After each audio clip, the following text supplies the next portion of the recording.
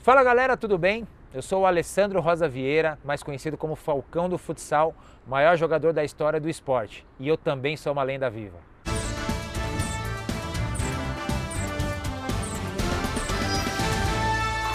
Meu pai era um craque aqui da Várzea de São Paulo, então o pessoal comparava muito ele com o ex-jogador Falcão. E meu pai jogava tanto futebol quanto futsal e desde moleque eu acompanhava, né? Então o pessoal me chamava de Falcãozinho. E acabou ficando pra mim. Depois eu comecei a jogar com os filhos dos amigos do meu pai e mantiveram o Falcão e ficou até hoje. Meu pai tinha um estilo clássico de jogar, o pessoal elogiava muito ele e eu ficava ali de fora como moleque. E na várzea ele era o cara, então tinha essa... ele era um pouquinho mais avançado, mas tinha aquele estilo clássico de jogar e o pessoal fazia essa comparação.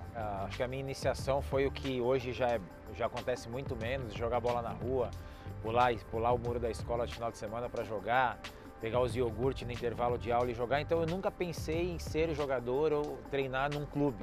Na verdade eu nem sabia que isso existia, porque naquela época não tinha essas informações, né? Hoje o moleque já cresce, eu vou jogar no Corinthians, vou jogar no Palmeiras, e eu nem sabia que isso existia. E meu pai frequentava esses clubes de campo que tinha muito antes, que era o Pleiades Clube ali na Fernão Dias, e eu acompanhava desde moleque.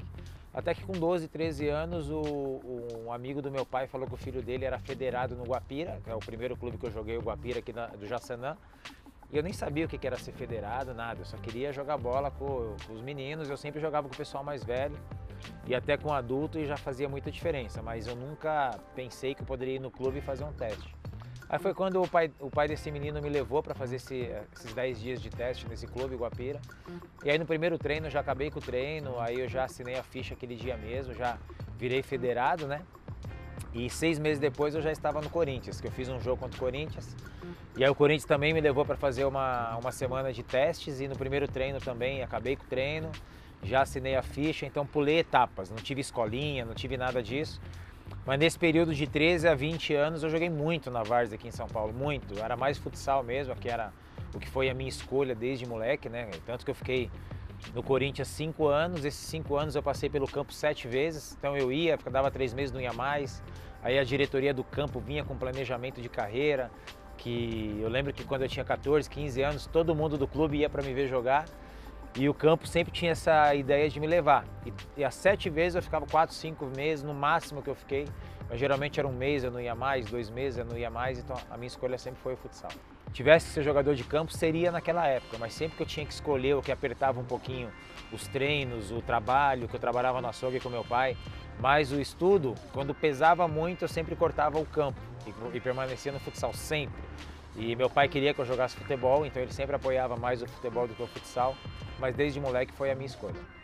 O seu pai, ele era açougueiro? Meu pai era açougueiro.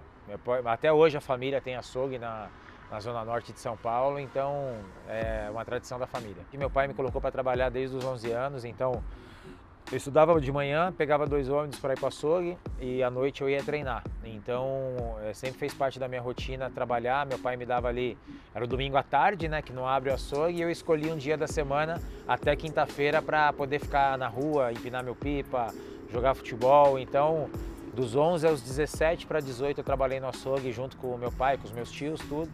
E aí quando comecei a tá começando a subir para o profissional no futsal, aí foi quando eu tive que optar e aí meu pai me direcionou, me incentivou para que eu continuasse no futsal, então as etapas foram rápidas aí. O jogo de futsal ele falava que não ia, só que ele sempre ia escondido e eu sabia que ele estava lá no ginásio. Ele falava que não ia, mas ele ia. Até que eu tive a minha primeira convocação, que eu comecei a ganhar mais no futsal do que no futebol, porque como eu era 2º ano de juvenil, teoricamente faltavam mais 2 anos para chegar no profissional, mas eu já jogava no profissional e já fazia parte da folha de pagamento do profissional. Então, talvez uma coisa que demoraria mais no futebol, claro que os números na frente seriam outros, no futsal começou a vir mais rápido. Foi quando eu começou a ter aceitação, que eu já estava comprando as minhas coisas, que eu já ia passear, já não pedia dinheiro para ele, né? Então ele começou a direcionar que eu teria uma profissão. O campo às vezes é concorrido, você vai, pode não dar certo. E no futsal já era uma realidade. Então foi quando ele começou a aceitar essa realidade. No futsal, talvez tenha tido Falcão, tanto de mídia, de financeiro, eu sempre falo do Falcão na terceira pessoa, e isso não é um egocentrismo, isso é uma realidade, né? Então por isso que eu sempre coloco na terceira pessoa. E que eu consegui alcançar tudo que eu desejava e pelo que eu cheguei no meu esporte, eu consigo viver da minha imagem minha vida inteira.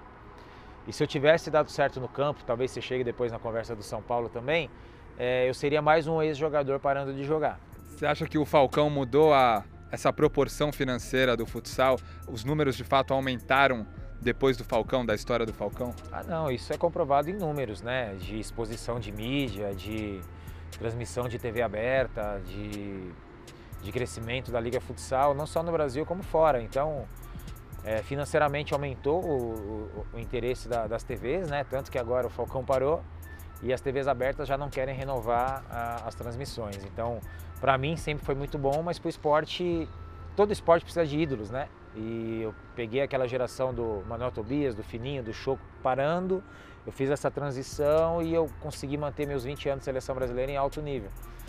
Então os jogadores saíram do Brasil, eu fiquei no Brasil, então sempre que tinha seleção eu estava aqui, sempre que tinha um pedido de TV eu estava aqui, um programa esportivo eu estava aqui, então acho que isso impulsionou minha carreira também de fisionomia, né? Quantas vezes a gente chegava no aeroporto, pô, o que é, que time é? Daí me via, o futsal, o Falcão e tal. Então eu acredito que isso tudo alavancou e talvez vai ter uma queda agora, imperceptível às vezes de ser uma coisa que vai devagar, mas vai acontecer. Sair da seleção, os patrocinadores não renovaram, hoje a seleção não tem nenhum patrocinador. E para você ter patrocinador você tem que ter números de TV aberta, a TV aberta também não renovou a transmissão, então começa a andar a escada abaixo, né? Então isso me preocupa bastante e eu espero que logo apareça novos ídolos, que vai morrer o futsal, não vai, é uma realidade que principalmente as cidades que têm clube de futsal vivem daquilo, respiram aquilo, mas a nível nacional, as pessoas que sentavam no domingo de manhã para ver o Falcão do futsal, talvez essas pessoas não sentariam hoje, que é o público fora do futsal. Então isso pro esporte é preocupante, mas eu espero que logo apareça aí alguém que chame a atenção do público no geral, porque o público do futsal já é um público fiel, mas o público que expande, que eu acho que foi o que o Falcão alcançou, talvez tenha essa brecha aí que financeiramente, como você falou, em alguns pontos vai acabar pegando. A gente vê aí o 12 tatuado na panturrilha, né? O Falcão 12 já é um clássico no esporte. Por que e quando a camisa 12? Virou uma marca que pegou muita força. Hoje, que eu sei, são mais de 200 pessoas que têm tatuagem de fãs, né? Isso me deixa muito feliz de um esporte não tão divulgado ter alcançado essa proporção, né? E o 12 começou quando, naquela época, era muito difícil você ir para a seleção brasileira. Então tinha aquele grupo fechado e quando alguém machucava ou alguém deixava de ir, alguém ia no lugar. E eu lembro que eu jogava com o Vander na GM, ele era o capitão da seleção em camisa 12. E justamente nessa transição de eu virar titular da GM, eu cheguei para descansar ele e comecei a inverter a situação. Foi quando eu comecei a ir para a seleção no lugar dele. Então se o Vander não está indo, eu estou indo no lugar do Vander, a camisa dele é a 12, eu vou pegar a 12. Então tinha muito isso.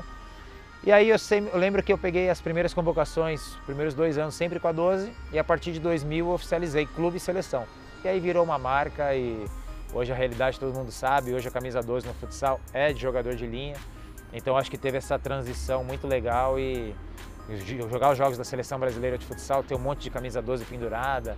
Então acho que eu consegui mudar esse conceito também. Quando você pensa em seleção brasileira, quais são os primeiros feitos que vêm à sua cabeça? Então, primeiro de ter quebrado todos os recordes, né? A gente sempre vê que os esportes têm aquela discussão, esse recorde é do Jordan, mas esse é do Michael, é do Curry, então você tem variações. E no futsal eu procurei buscar todos, né? Então, o Manuel Tobias, acho que é o segundo artilheiro da seleção, tem 267 gols, eu tenho 401 de títulos, 104 títulos em esporte coletivo. Todos os clubes que eu passei, todos os anos eu ganhei títulos, então eu acredito que esse geralzão seja o mais bacana, mas eu acho que a parte mais marcante foi 2012, né? Aquela paralisia facial, lesão na panturrilha, ter decidido aquele jogo contra a Argentina, depois na final contra a Espanha também, com aquela dificuldade toda, ter feito o gol do empate faltando 3 minutos.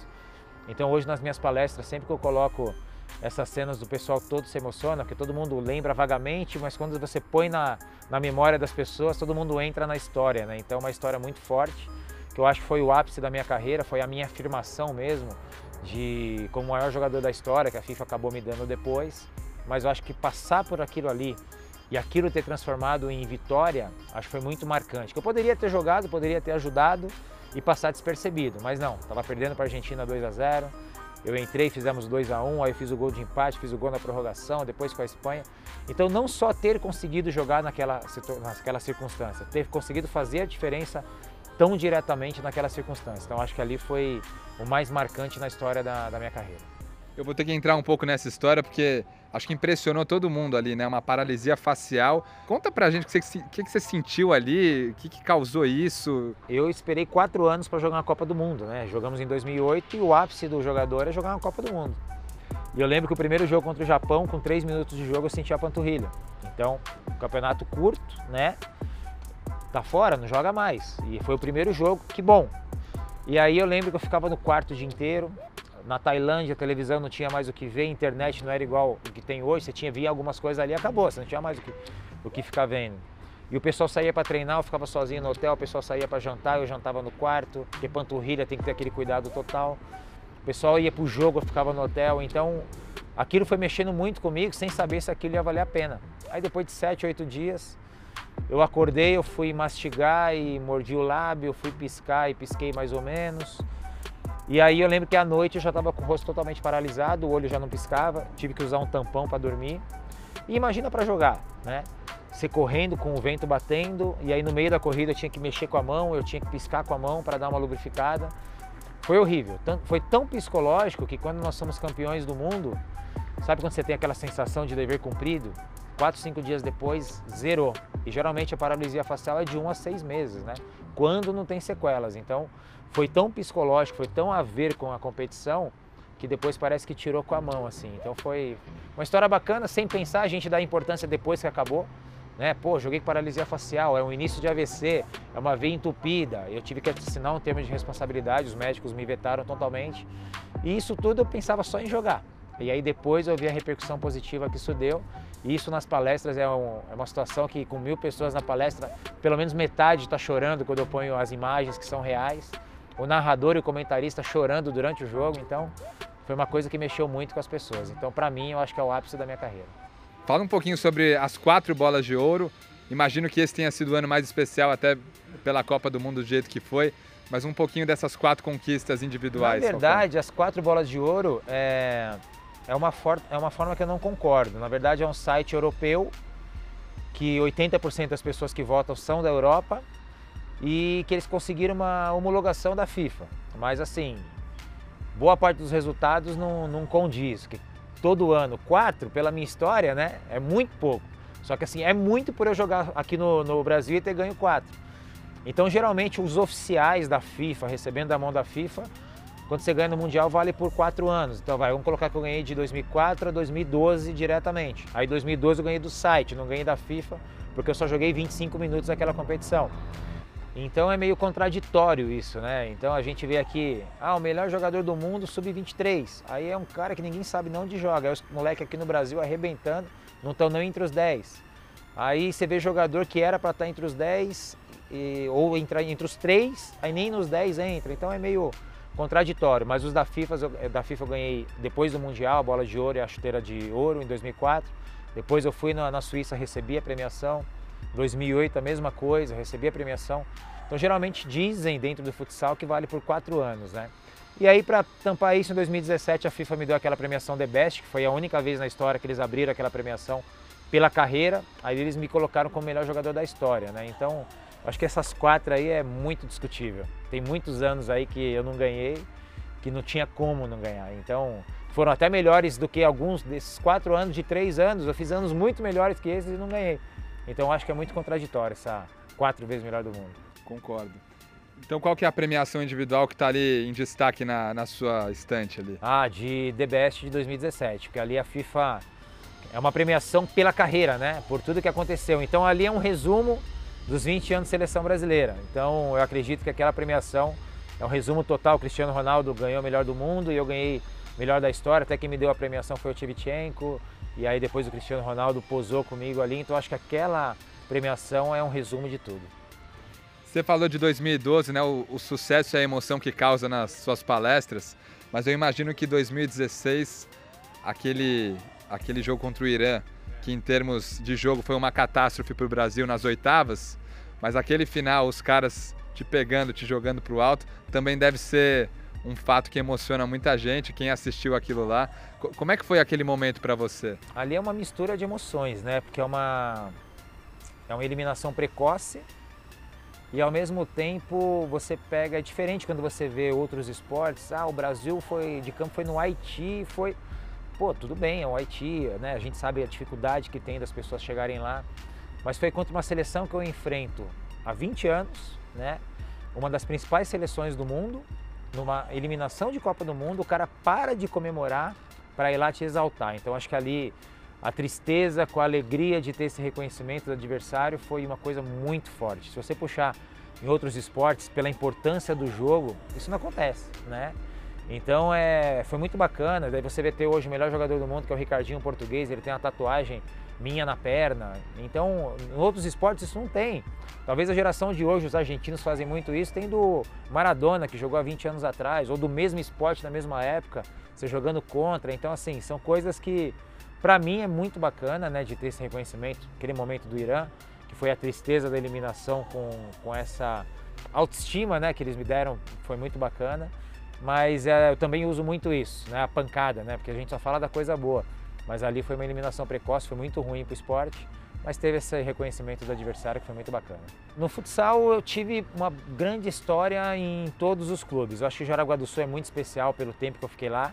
Foram 8 anos e acho que foi meu auge do auge. O Santos também, por ser meu time de coração, primeiro ano campeão da liga. Aí Orlândia, que nunca tinha chegado numa final, fiquei lá 2 anos e fomos campeões. Aí Sorocaba, primeiro ano de existência, também ganha.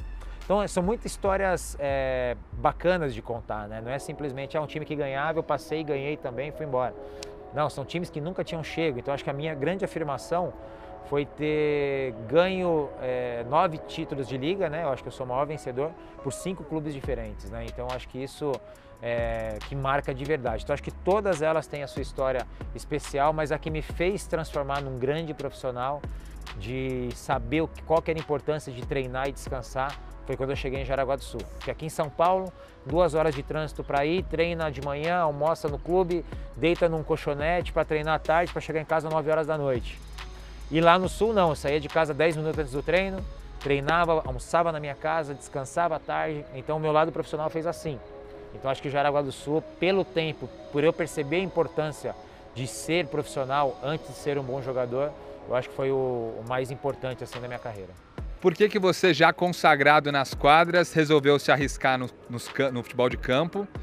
E hoje, mais de 10 anos depois dessa experiência no campo, que balanço que você faz dessa experiência? Então, foi muito positivo, foi uma situação que o São Paulo me valorizou muito e eu, naquele momento, achava que já era consagrado no futsal. Tinha acabado de ganhar a melhor do mundo, chuteira de ouro, bola de ouro. E eu fui valorizado, então, o Falcão ganha X, nós vamos dar X. Então, quando o São Paulo me pôs a proposta, eu sabia que eu tinha um plano B. Não deu certo, eu volto. Então, naquele momento, acho que foi válido, era um sonho do meu pai também. E eu sempre joguei campo. Eu tinha, o Falcão precisa de adaptação. Não precisava. Eu jogo, esses jogos de final de ano, embora sejam jogos de final de ano, o bater na bola, o fazer o gol, então, eu sempre tive essa facilidade.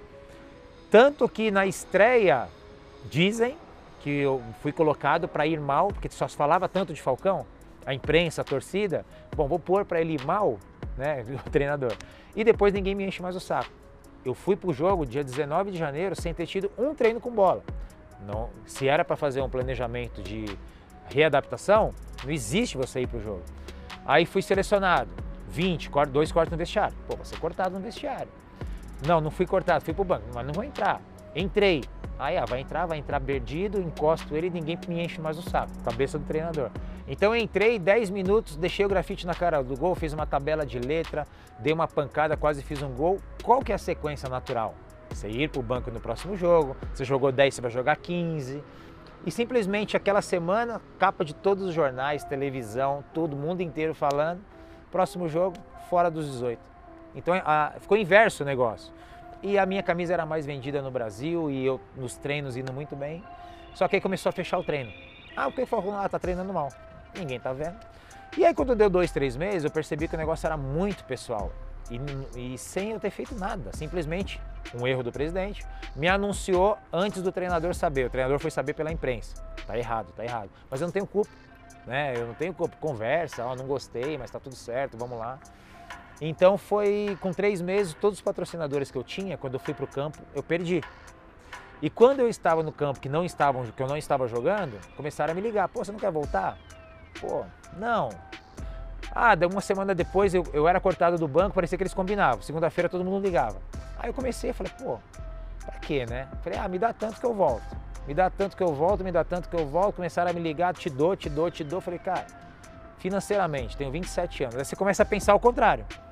Se eu até estourar, eu vou ter 29. Nenhum clube da Europa vai me contratar.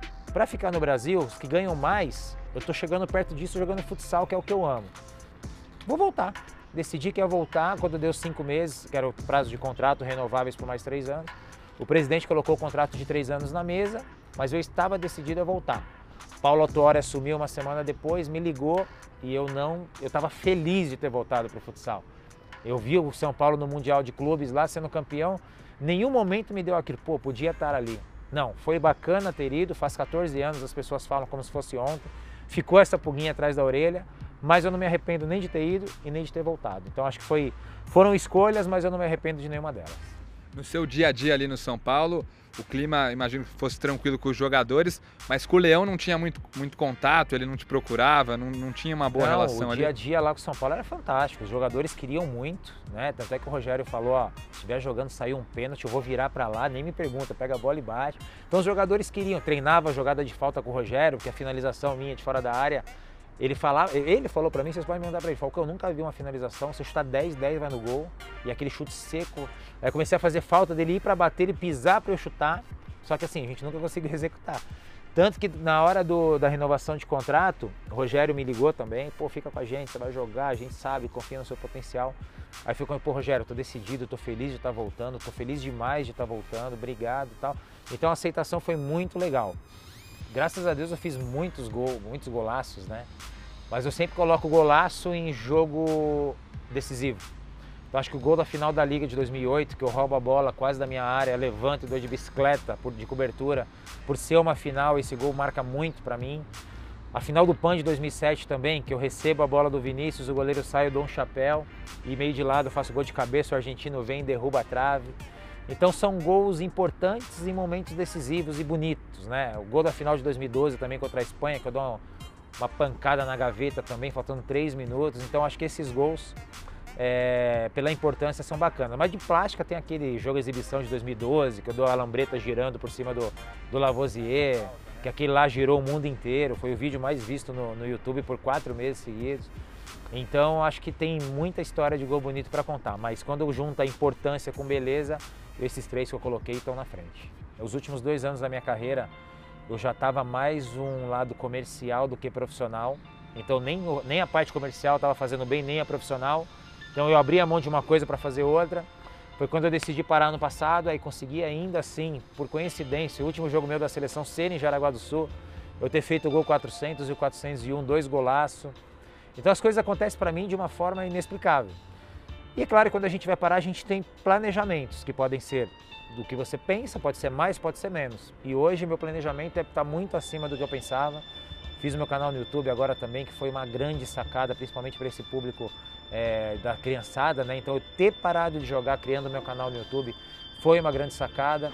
De eventos pelo Brasil e pelo mundo, até março do ano que vem eu não tenho mais data para nada, então possivelmente até dezembro eu já preencho o ano que vem também.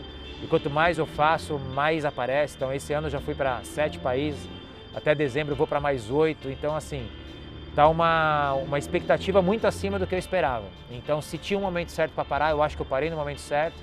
E se o pós-carreira tinha que ser bom, para mim eu não tenho nada que reclamar. Não dá tempo nem de sentir falta de jogar, porque alguns eventos que eu faço é jogando.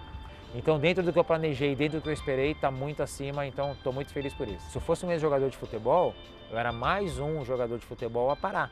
A gente vê, por exemplo, o Rivaldo é o nosso último camisa 10 de campeão do mundo. Aonde você vê o Rivaldo? É claro que ele está com a vida feita, mas a gente quer ver o Rivaldo, né?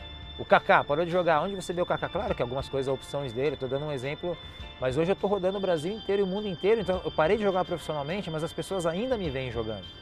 E muito pelo contrário, se eu já me divertia jogando profissional, imagine esses jogos. Então eu vou lá mesmo para fazer um show e a procura só aumenta. Então a demanda só aumenta, o Brasil é gigantesco, toda cidade tem um ginásio, sempre que eu tenho uma brechinha, vou na academia, esses jogos também, eu ponho uma meta em relógio de uma quilometragem a percorrer, então eu tenho aquela meta de tem que correr 4 km hoje.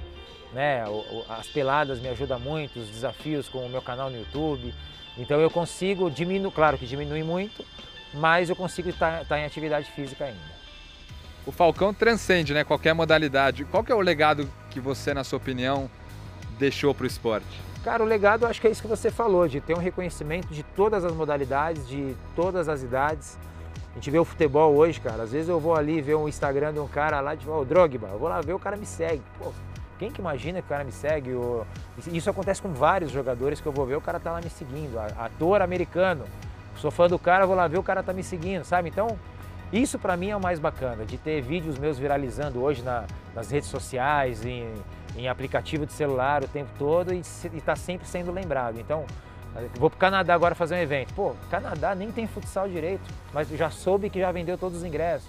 Então, assim, a internet me aproxima muito do mundo inteiro. E isso me deixa muito feliz de saber que aonde eu vou, pô, fui pro Líbano, eu, Ryan Giggs, Maldini, falei, pô, vou lá pra, né, se der ali pra... Pô, chegou lá, o negócio era comigo, assim, sabe? Então isso me deixa muito feliz, realmente, de ver que tudo valeu a pena.